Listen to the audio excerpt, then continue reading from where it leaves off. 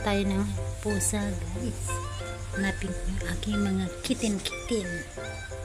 Wow. Parang merong sumisilip. Ming.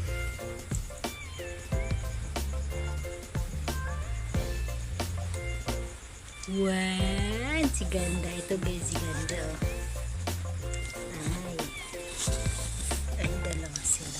Oh, ano nangyari sa mata mo, bonsai? Ito yung tinawag kong bunso.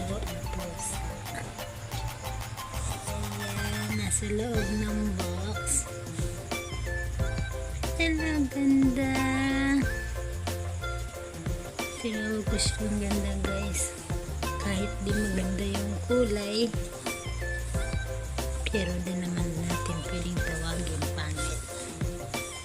Yan, mabait na siya. At sige, tago na muna. Yan, mahilig kasi sila mga laro sa mga kahon. Kaya ito sadya akong nilagay dito, guys, para kanilang paglaro. Hide and seek sila.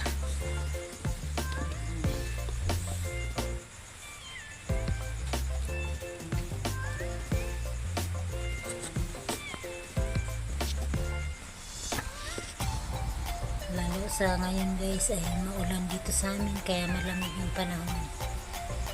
Mas okay talaga nasa loob sila ng mga box. Okay guys, thanks for watching po. Muna sa ngayon. Bye. Ingat po.